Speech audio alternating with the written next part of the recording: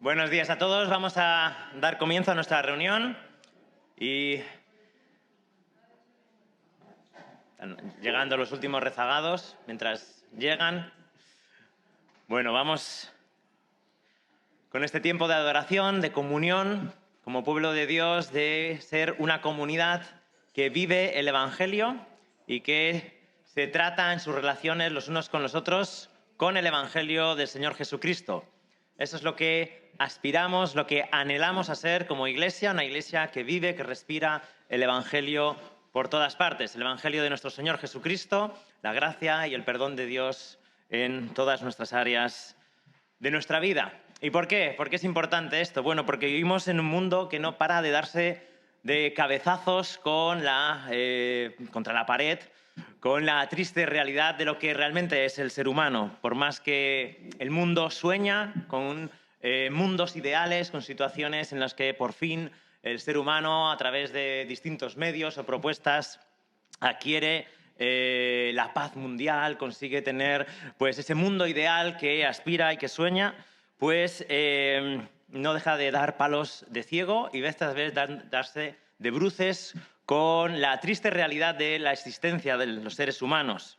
Y es que de manera constante vemos que distintas instituciones o distintas sociedades, organizaciones en las cuales deberían ser ideales, donde ponemos nuestra esperanza y pensamos que ahí tienen que ser verdaderamente sitios donde todas las bondades del humanismo y del ser humano salen a relucir, pues vez tras vez vemos que no es así.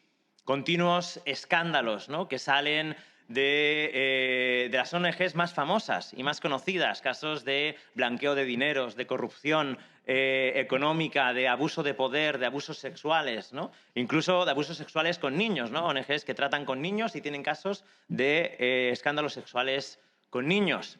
¿Qué decir también del Parlamento Europeo, ¿no?, y el caso del Qatargate, ¿no?, y también pues, ONGs implicadas y dinero por en medio, corrupción? Por no hablar de la Iglesia Católica y los escándalos sexuales, y la Iglesia Evangélica y sus escándalos de abusos infantiles también, como en el sur de los Estados Unidos, que también fue algo absolutamente dramático, ¿no? Y siempre estamos intentando sacar lo mejor de nosotros mismos, poner nuestra esperanza en que el hombre por fin, de una vez por todas, ya sea por esta ideología, por esta técnica revolucionaria y nueva, vamos a conseguir esa paz y ese blanqueo de nuestro interior, que al final es un mundo corrupto, ¿no? Esas emblanquecer las tumbas, ¿no? Porque todo está lleno de corrupción por dentro, pero intentamos aparentar algo que no somos y tristemente pues hacemos esfuerzos patéticos por intentar disimular y enmascarar lo que hay. Todo lo que se trata o todo lo que tratamos es de negar el mal. El mal que no está fuera de nosotros, sino que está dentro de nosotros. Y de llamar a lo que está mal y a lo malo, malo. Y no es otra cosa que el ser humano. Ser humano que vez tras vez intenta encontrar algo a lo que echar la culpa, ¿no? Y esta actitud desde Adán la tenemos de manera constante como seres humanos, ¿no? El culpable es la burguesía, porque esos son todos nuestros males, ¿no? Y cómo esclaviza al proletariado. Y una vez eliminemos esto, ya estará todo bien.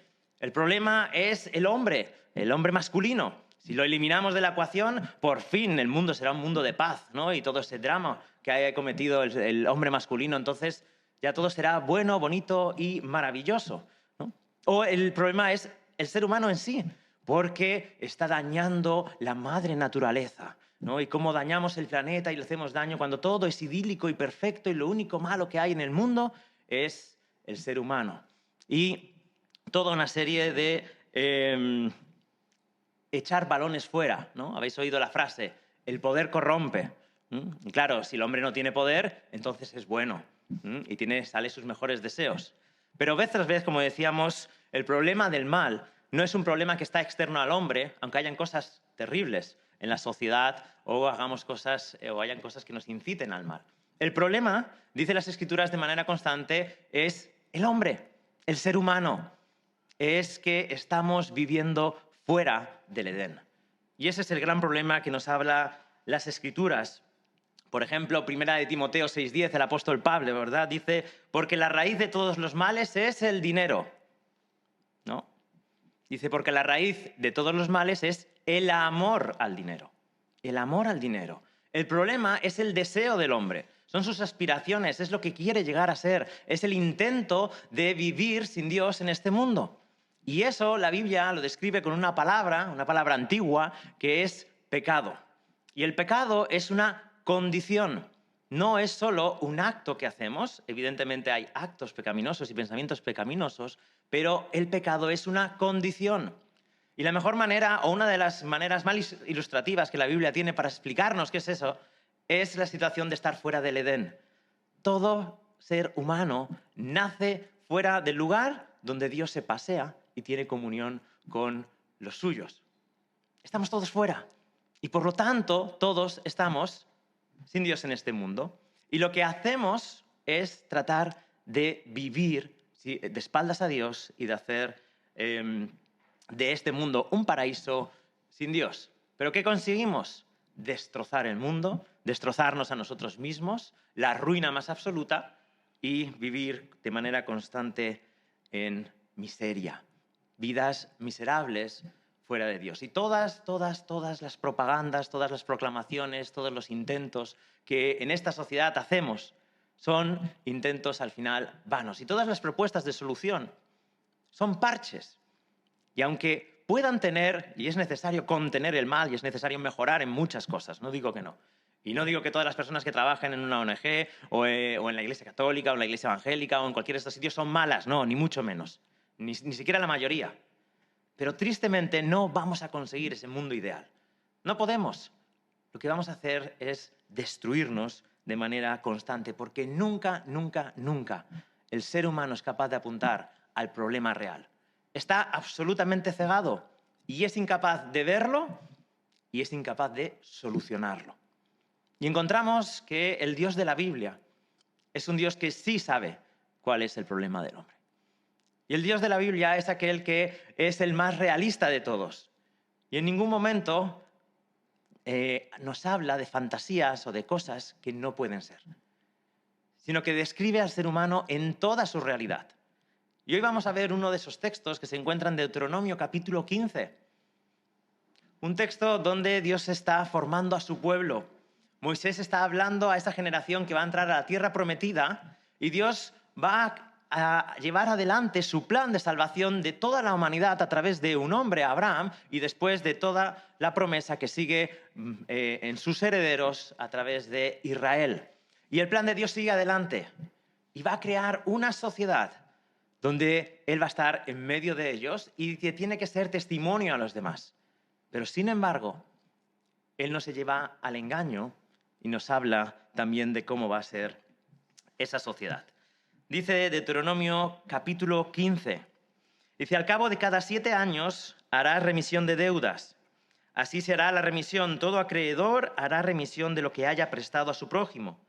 No lo exigirá de su prójimo ni de su hermano, porque se ha proclamado la remisión del Señor. De un extranjero lo puedes exigir, mas tu mano perdonará cualquier cosa tuya que tu hermano tenga.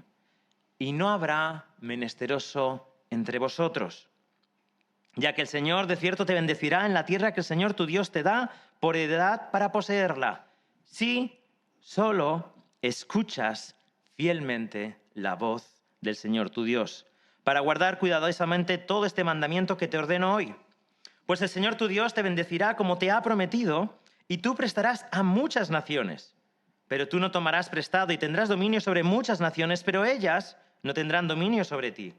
Si hay un menesteroso contigo, uno de tus hermanos, en cualquiera de tus ciudades, en la tierra que el Señor tu Dios te da, no endurecerás tu corazón, ni cerrarás tu mano a tu hermano pobre, sino que le abrirás libremente tu mano y con generosidad le prestarás lo que haga falta para cubrir sus necesidades. Cuídate de que no haya pensamiento perverso en tu corazón, diciendo el 7º año, el año de remisión está cerca, y mires con malos ojos a tu hermano pobre y no le des nada, porque él podrá clamar al Señor contra ti, y esto te será pecado. Con generosidad le darás, y no te dolerá el corazón cuando le des. ya que el Señor tu Dios te bendecirá por esto en todo tu trabajo y en todo lo que emprendas, porque nunca faltarán pobres en tu tierra. Por eso te ordeno diciendo, con liberalidad abrirás tu mano a tu hermano, al necesitado y al pobre en tu tierra. Si un hermano tuyo, hebreo o hebrea, te es vendido, te servirá por 6 años, pero al 7º año lo pondrás en libertad. Y cuando lo libertes, no le enviarás con las manos vacías. Le abastecerás liberalmente de tu rebaño, de tu era y de tu lagar. Le darás conforme te haya bendecido el Señor tu Dios.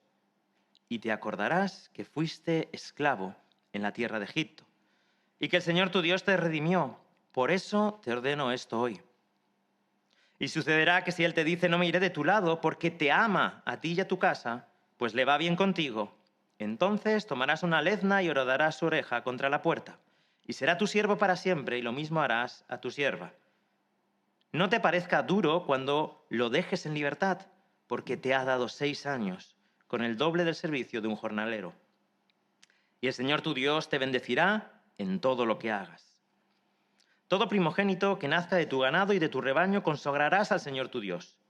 No trabajarás con el primogénito de tu ganado, ni trasquilarás el primogénito de tu rebaño. Lo comerás tú y tu casa cada año delante del Señor tu Dios en el lugar que el Señor escoja. Pero si tiene algún defecto, si es cojo o ciego, o con cualquier otro defecto grave, no lo sacrificarás al Señor tu Dios. Lo comerás dentro de tus ciudades, el inmundo lo mismo que el limpio pueden comerlo, como se come una gacela o un ciervo. Solo que no comerás su sangre, la derramarás como agua sobre la tierra. Muy bien, hasta aquí la palabra del Señor. Vamos a pedir su bendición en esta mañana. Bendito Dios y Padre, una vez más, nos acercamos a ti, Señor, y pedimos, Señor, la sabiduría para poder entender este texto, Señor, sabiduría de lo alto. Pedimos, Señor, que obres en nuestros corazones para contemplar la grandeza, la gloria de tu nombre, de tus propósitos, las maravillas de tu ley, y que podamos apreciarlas. Señor, ayúdanos, porque somos ciegos acerca de nosotros mismos. Muéstranos nuestro pecado, pero al mismo tiempo tu perdón y tu gracia y tu remisión. Y, Señor, que podamos contemplar una vez más la grandeza, la gloria de nuestro Salvador y Señor Jesucristo, a quien amamos y en cuyo nombre oramos. Amén. Muy bien, tenemos este texto de Deuteronomio 15 que trata acerca de la liberación. Y todo el capítulo se podría dividir básicamente en 3 temas acerca de la liberación. En primer lugar, del versículo 1 al versículo 11, la liberación de las deudas que Dios instituye dentro del pueblo de Dios. Luego, del versículo 12 al versículo 18, la liberación de servidumbre entre el pueblo de Israel. Versículos del 12 al 18, como hemos dicho. Y por último, recordando la gran liberación dentro del pueblo de Israel, versículos del 19 al 23. ¿Y por qué decíamos lo que decíamos al principio? Y es que Dios conoce a su pueblo, y una de las cosas que dice en el versículo 4 es: y no habrá menesteroso entre vosotros, no habrá pobre entre vosotros, ya que el Señor de cierto te bendecirá. Así que como Dios va a bendecirles, los recursos que Dios va a dar a su pueblo son más que suficientes para que todo el pueblo no sufra escasez y no haya nadie pobre. Pero no acaba aquí lo que dice el Señor. Dice: de cierto te bendeciré en la tierra que el Señor tu Dios te da por heredad para poseerla si solo escuchas fielmente la voz del Señor tu Dios. No habría ningún menesteroso si todos obedecen al Señor su Dios, como les manda en este capítulo. ¿Y qué es precisamente lo que les manda? Bueno, en esta ley que vemos aquí en estos primeros 11 versículos, que es la remisión de las deudas cada 7 años, en primer lugar decir que es difícil, y los comentaristas se debaten entre saber a qué se está refiriendo exactamente. Si es la remisión de todas las deudas, cada 7 años, pero esto no parece encajar con el año del jubileo, ¿verdad? Conocéis el año del jubileo, que cada 49 años, al año siguiente, el año 50, hay una remisión de todas las tierras y de todas las deudas de toda Israel. Entonces, es difícil entender que cada 7 años pasa lo mismo que pasa en el año 50. Así que algunos proponen que lo que está en verdad diciendo este texto es que durante ese año no hay, o hay una condonación total de la deuda de ese año. Durante ese año no se paga nada. Bueno, esto también presenta algunas dificultades, así que es difícil exactamente entender cuál es el alcance absoluto de este mandamiento que encontramos aquí. Lo que sí es seguro es que tanto en este mandamiento de liberar las deudas cada 7 años y en el siguiente mandamiento de liberar a los siervos hebreos cada 7 años, encontramos de nuevo esa repetición constante que hace las Escrituras y que hace el Pentateuco a esos 7 días de la creación donde Dios trabaja y al séptimo día descansa disfrutando de toda su obra. Así que el séptimo año tenía que ser, tanto en la remisión de deudas como en la liberación de los esclavos hebreos, un año de gratitud, de reposo y de regocijo en el Señor. Ahora vamos a entrar en cada uno de ellos. ¿Por qué está esta ley? ¿Por qué dice el Señor que no habrá menesteroso si realmente obedecen su voz? Bueno, imaginábamos el caso en que una sociedad agrícola, como es la de Israel, podría suceder. Y vamos a coger un caso de Segunda de Reyes, que es un caso real, con el profeta Eliseo. Pero vamos a suponer, no vamos a ir allí, os voy a acordar de la viuda. ¿Qué le había sucedido a la viuda que le pide comida a Eliseo? Pues que su marido había muerto. Y para poder pagar, para comer, pues había endeudado. Y esa deuda que había contraído cuando sus hijos fueron adultos, lo tuvieron que pagar sus hijos. Y fueron sus hijos los que fueron siervos de aquella persona que le endeudaba. Así que esa mujer se había quedado sin marido y se había quedado sin hijos. Se había quedado totalmente sola y desprovista. Y por eso acude el profeta Eliseo. Ahora, este texto está legislando contra esas situaciones. Una sociedad agrícola, Dios no está diciendo que nunca va a haber enfermedades, ni que la gente nunca va a morir, ni que no van a haber a veces tiempos de sequía. Si obedecen fielmente y cumplen el pacto, sí, pero pueden pasar esas cosas, incluso en Israel. Y entonces, ¿qué sucede cuando alguien en una sociedad agrícola tiene que endeudarse para comer, para poder vivir? Bueno, pues esta ley está luchando o previniendo para que no haya pobres de manera eterna, que siempre entren en un círculo de préstamo insalvable e impagable y no puedan salir adelante. Es por eso que dice que si obedeces este mandamiento de dar con liberalidad, de aquellos que tienen prestar con toda liberalidad y sobre todo sin ser mezquinos en el corazón, porque viene el año séptimo, el año de remisión, donde no vas a ver lo que le has prestado, entonces, dice, Dios te va a bendecir.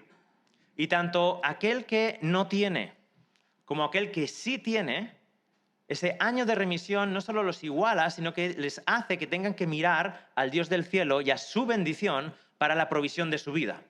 A lo mejor ese que ha contraído el deudor, ¿no? Al que se le debe, necesita o cuenta con ese dinero para salir adelante.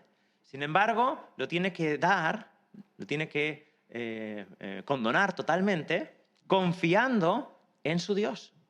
Así que el que tiene, como el que no tiene, en este año de remisión, en ese sentido, se igualan para que miren al Dios que los bendice.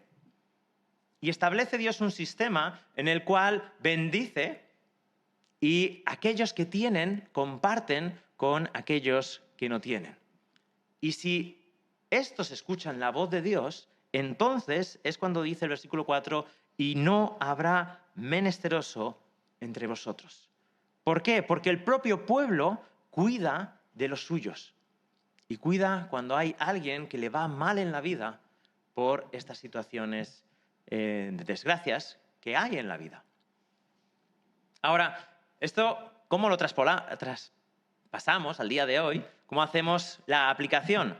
Esto no quiere decir que cualquier pobre que no quiera trabajar, ¿verdad? En la Biblia sale, pues haya que mantenerlo en la iglesia, ¿verdad? Porque ¿qué dice Pablo? ¿No? El que no quiera trabajar, que tampoco coma. Otra cosa es el que no puede trabajar o que le ha sucedido una situación como esta. O otra cuestión es que cualquier préstamo es bueno. No, cualquier préstamo no es bueno. Una de las cosas que llamaban la atención de este año es que durante este verano es el año que ha crecido más los créditos para poder seguir de vacaciones. Que en España, en la sociedad de España, con la situación de crisis, el año donde más créditos se han pedido para irse de vacaciones es este. Tremendo, ¿no? Ahora, la Biblia no está diciendo, no, vete de vacaciones, pide un crédito y ahora pídele a tu vecino para poder salir y espera el año de remisión. No, esto no es lo que está diciendo la Biblia. Está diciendo que en una sociedad agrícola que depende del sustento de la comida, de lo que le da cada semana, cada mes, cada estación, es una situación de vida o muerte el que haya una cosecha mala o el que haya una situación de desgracia por la razón que sea. Y que el pueblo de Dios ha de cuidarse los unos a los otros. 5 cosas que dice este texto. En primer lugar, solidaridad con nuestros hermanos. Versículos 2 y 3. Así se hará la remisión, todo acreedor hará remisión de lo que haya prestado a su prójimo. No lo exigirá a su prójimo ni de su hermano. Son hermanos por tener al mismo padre. Y por esa misma razón, el trato que han de tener unos con otros ha de ser familiar, ha de ser entrañable, ha de ser de relación auténtica para toda la vida. Son hermanos, ¿y cómo voy a dejar a mi hermano morirse de hambre o padecer gran necesidad? Son el pueblo de Dios y tienen un mismo Padre. En segundo lugar, dice esta sección que hay un mandato para ayudar al pobre. Versículo 9, y cuídate que no haya pensamiento perverso en tu corazón diciendo el séptimo año, el año de remisión está cerca y mires con malos ojos a tu hermano pobre y no le des nada, porque él podrá clamar al Señor contra ti y esto te será pecado. Es un mandamiento y el no cumplirlo significa entrar en una situación de pecado delante del Señor, su Dios. Además, dice esta sección que Dios bendice al que ayuda al pobre. Versículo 6, pues el Señor tu Dios te bendecirá como te ha prometido y tú prestarás a muchas naciones, pero tú no tomarás prestado y tendrás dominio sobre muchas naciones, pero ellas no tendrán dominio sobre ti. Versículo 10, con generosidad le darás y no te dolerá en el corazón cuando le des, ya que el Señor tu Dios te bendecirá por esto. Así que solidaridad con el hermano, mandato de parte del Señor, promesa de bendición de parte del Señor. El Señor no te va a dejar. El Señor es tu Padre y al hacer el bien no significa que Dios te vaya a dejar. De hecho, es todo lo contrario. Aún Dios va a estar detrás de ti bendiciéndote. Y versículos 7 y 14 nos hablan del menesteroso. Si hay un menesteroso contigo, uno de tus hermanos, en cualquiera de tus ciudades, en la tierra que el Señor tu Dios, no endurecerás tu corazón, ni cerrarás tu mano. La cuarta cosa es no ser agarrado, codicioso, tacaño, inmisericorde con tu hermano. Es vigilar el corazón. ¿Qué está sucediendo aquí con el dinero? ¿Dónde está, oh Israel, tu confianza en Dios? ¿Confías en lo mucho que te va bien y has dejado de mirar a Dios?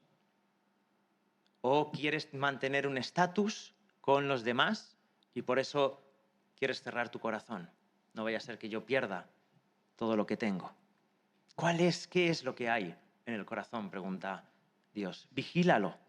No endurezcas tu corazón con tu hermano. Y los versículos del 7 al 5, el quinto punto, nos dicen que debemos ser generosos. Con generosidad le darás y no te dolerá en el corazón cuando le des. No te dolerá porque estás haciendo bien a alguien que amas. ¿Cómo puede dolerte hacer bien a alguien que amas? ¿Verdad? Si te duele hacer bien, es que quizás el amor por esa persona no está en el lugar que corresponde.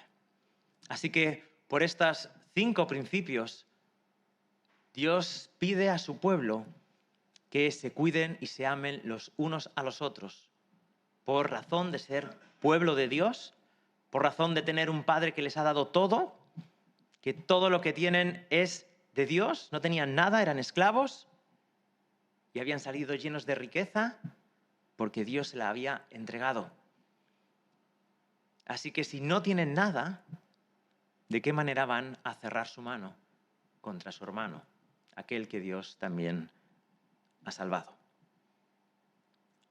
Así que esta primera sección, la liberación de las deudas, nos deja una sociedad de Israel que se ama y se cuidan los unos a los otros y lo hacen de una manera concreta y específica en la economía.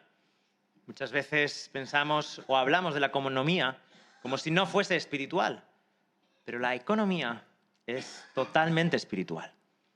Lo que hacemos con la administración económica que Dios nos da es una manifestación de nuestra fe y de nuestra confianza y de nuestra gratitud del Dios que nos lo ha dado. Y por lo tanto, seguimos los mismos principios que establece Dios para su pueblo en las nuevas circunstancias del día de hoy.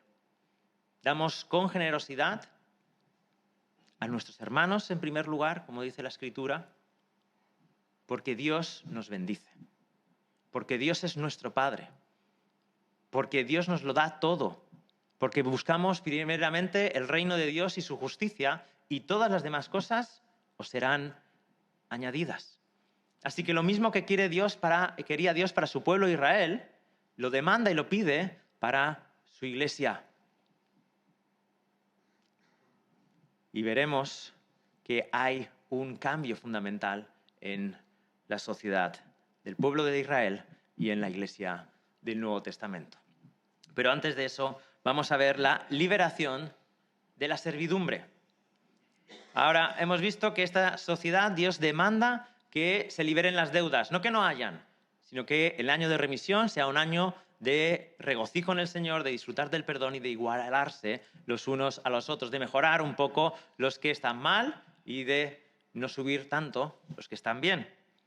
Ahora, en la siguiente sección, versículo 12 al 18, trata de la situación, una situación real de que alguien, porque no puede comer, porque ha hecho las cosas mal o por situaciones externas a él, no puede pagar y no puede seguir trabajando. ¿Y qué es lo que hace? Pues se entrega, queda su deuda, la va a pagar a través de sus manos. Va a trabajar como siervo de alguien para poder pagar lo que debe. Ahora, la servidumbre en el pueblo de Israel no es exactamente igual a la esclavitud, de la cual tenemos todos una noción absolutamente negativa. Y no estoy diciendo con esto que sea bueno, pero no es exactamente lo mismo. Se parece más bien a un tipo de trabajo duro, pero que no trabajas para ti, sino para otro y no te perteneces.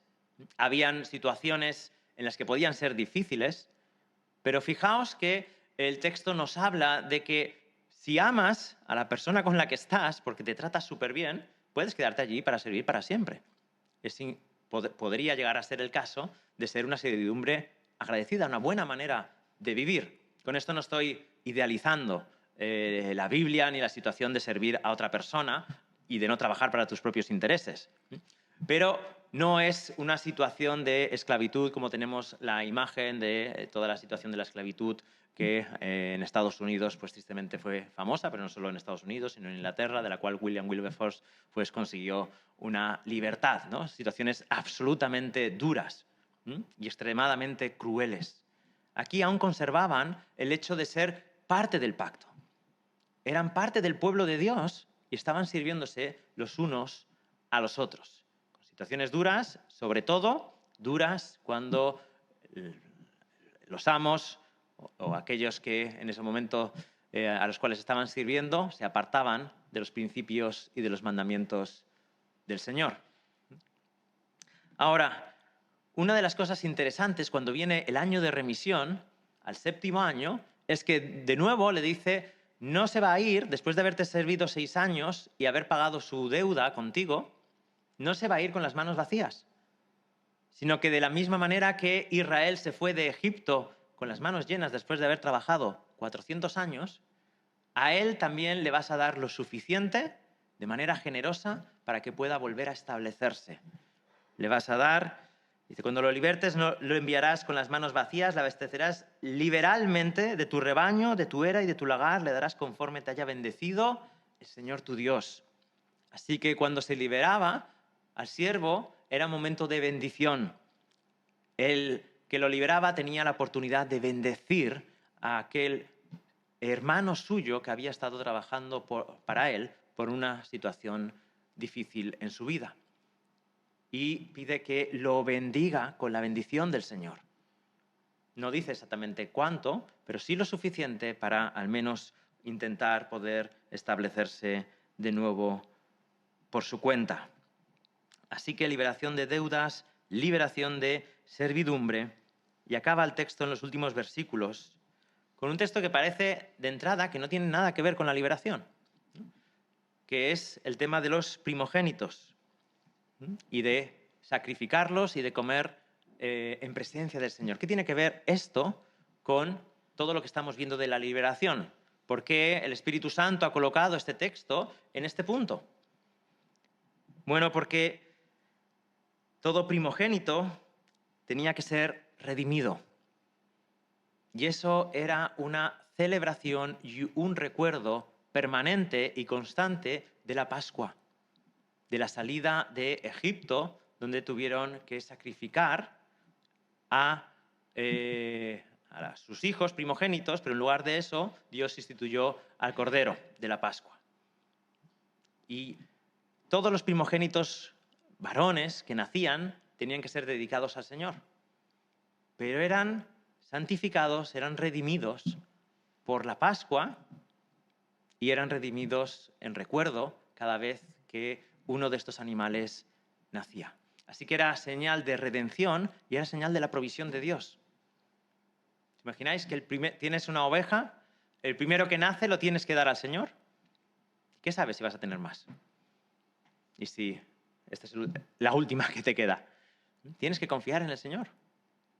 Así que es tanto un momento de confianza en el Señor como de recuerdo de la liberación de la Pascua cada vez que había una redención del primogénito de los animales.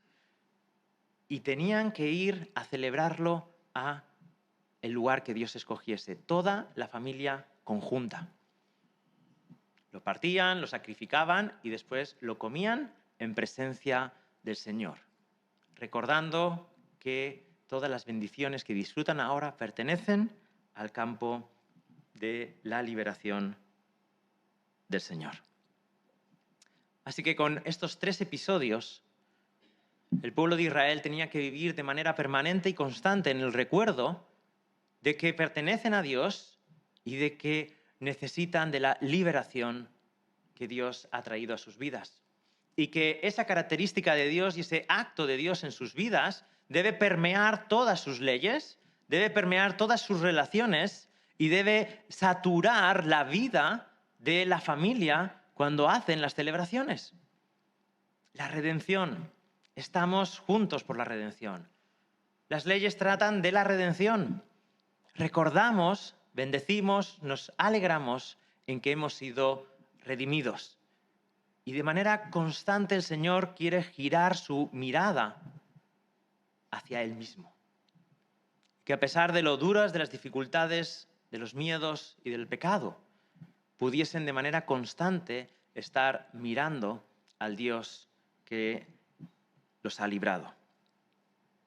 Ahora, ¿qué significa esto para nosotros? ¿Os acordáis de Hechos de los Apóstoles, capítulo 2, versículo 43 y 45? Sucede algo absolutamente extraordinario y único en esos acontecimientos, en esos días especiales que vivió la humanidad con la entrada de Jesús al mundo, con su muerte en la cruz y con su resurrección.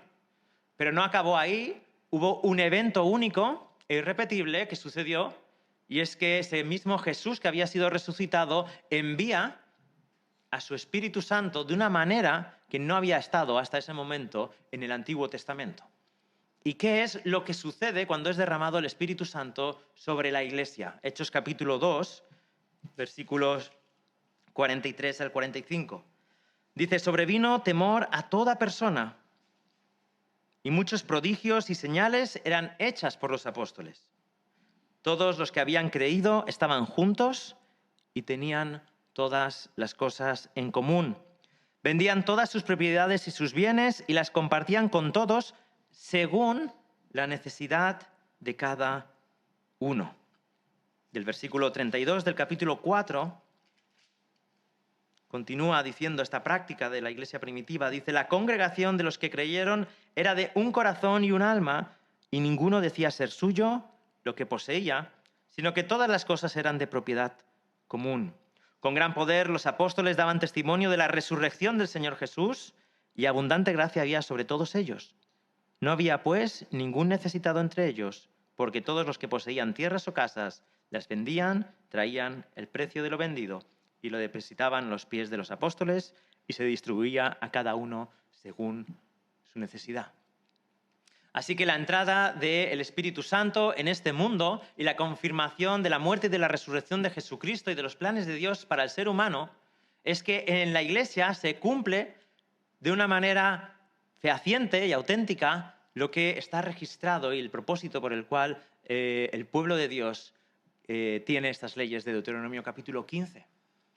Y es que viviesen todos con la consideración que acabamos de ver, amándose los unos a los otros, también en la economía, en lo que Dios les provee, y dando un testimonio único, no solo por los milagros, no solo por la palabra, sino por el amor que se tenían los unos con los otros al cuidarse en sus necesidades.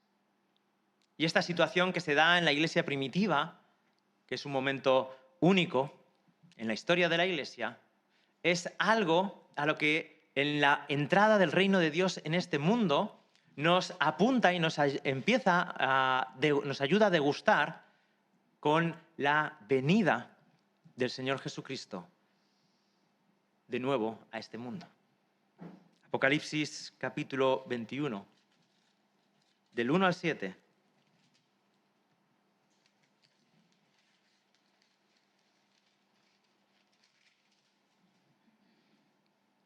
Nos apunta también a este momento donde toda esta realidad se va a consumar. Y vi un cielo nuevo y una tierra nueva, porque el primer cielo y la primera tierra pasaron y el mar ya no existe, y la ciudad santa, la nueva Jerusalén, que descendía del cielo de Dios, preparada como una novia ataviada para su esposo. Entonces oí una gran voz que decía desde el trono: he aquí el tabernáculo de Dios entre los hombres, y él habitará entre ellos, y ellos serán su pueblo, y Dios mismo estará entre ellos. Él enjugará toda lágrima de sus ojos, y ya no habrá muerte, ni habrá más duelo, ni clamor, ni dolor, porque las primeras cosas han pasado. Y el que está sentado en el trono dijo: he aquí, yo hago nuevas todas las cosas. Y añadió: escribe, porque estas palabras son fieles y verdaderas. También me dijo: hecho está. Yo soy el alfa y la omega, el principio y el fin. Al que tiene sed, yo le daré gratuitamente de la fuente del agua de la vida. Y el vencedor heredará estas cosas, y yo seré su Dios, y él será mi hijo. Así que desde los tiempos, desde que el hombre peca y es echado del Edén, el propósito de Dios es volver a toda la humanidad que crea en él a construir un pueblo que de nuevo le ame y viva en las condiciones del Edén aún mejoradas por el conocimiento de Cristo. Un lugar donde no habrá dolor, donde no habrá clamor por necesidad ni económica, ni de física, ni de ningún tipo. Un lugar donde Dios habitará en medio de su pueblo. Y decíamos al principio que esta sociedad siempre apunta a problemas que no son verdaderamente el problema. Y las Escrituras nos hablan de una realidad a la cual hemos de apuntar como seres humanos. Y es a la venida de Cristo a instaurar la nueva sociedad justa y recta como pueblos de Dios, donde Él estará en medio de nosotros. Y el Antiguo Testamento, lo que acabamos de leer, es una primera fase de ese programa de Dios. Y la venida del Espíritu Santo es otra segunda fase en la que estamos, absolutamente maravillosa, donde podemos empezar a degustar la realidad de lo que vamos a vivir en Cristo y enseñar al mundo lo que es el plan y el propósito de Dios en nuestras relaciones, pero también en nuestra economía. Y cómo poder participar de esta realidad. Cómo podemos vivir y esperar y ser partícipes de esa nueva ciudad, de ese nuevo pueblo, donde no va a haber ninguna de las terribles cosas que vivimos, ni siquiera de la pobreza, de la muerte de millones de personas, de niños, por hambre, de las injusticias, pero sobre todo de nuestra injusticia personal. ¿Cómo podemos aspirar a participar de todo esto? Y la respuesta de Dios para el ser humano es la persona de Jesús en la cruz del Calvario. Y esa es la única respuesta. Eso es todo el mensaje que Dios tiene para el hombre. Pero es un mensaje sublime. Todos nuestros pecados, toda nuestra miseria, todos los fracasos que hacemos vez tras vez con nuestra vida, con nuestra economía, con nuestros gobiernos, con nuestras sociedades, todo lo que vez tras vez estamos haciendo daño, toda nuestra inconstancia. ¿Cuántos de nosotros no hemos usado mal el dinero o no usamos mal el dinero? ¿Cuántos de nosotros tenemos miedo a lo que venga y usamos el dinero de manera equivocada? ¿Cuántos de nosotros vez tras vez no se da cuenta de que hay una realidad en su vida que le está diciendo, el problema no está fuera, el problema está aquí? Y por mucho que queramos arreglar las cosas de afuera, sin el mensaje del Evangelio y sin la salvación no va a haber cambio ninguno. La sociedad puede apuntar a donde quiera y puede dar los remedios que quiera. Pero cada uno de nosotros debemos aplicarnos el Evangelio y proclamar el Evangelio a las naciones. La única manera de entrar a disfrutar de la paz y del amor de Dios es por medio de la fe en la persona y en la obra del Señor Jesucristo en la cruz del Calvario. Y cuando Dios está llevando a su Hijo a la cruz del Calvario, en esa hora cerrada, donde el propio Jesús exclama, Dios mío, ¿dónde estás? ¿Por qué me has abandonado? ¿Dónde estás? Ese momento es el momento donde todos nuestros fracasos y todos mis pecados están siendo pagados por Él. Y ahora lo único que tenemos que hacer es mirar a Cristo y decir y confesarle, yo soy pecador, pero ya no hay castigo para mí, sino una vida de justicia, de gozo, de paz en el Espíritu Santo, que es la nueva realidad de la Iglesia. ¿Cómo acaba Apocalipsis 22?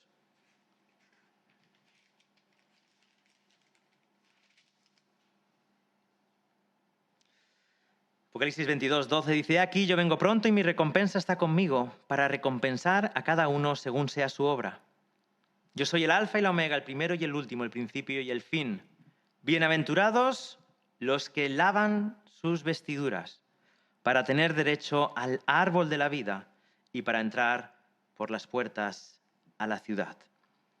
Afuera están los perros, los hechiceros, los inmorales, los asesinos, los idólatras y todo el que ama y practica la mentira. Así que la única manera de poder estar en la ciudad de Dios, en el reino de Dios, es por medio de lavar nuestras vestiduras en la sangre del Cordero. De ir a Jesucristo y decirle, Señor, soy un miserable, soy pecador. El problema soy yo. No está fuera de mí. Yo soy el problema constante.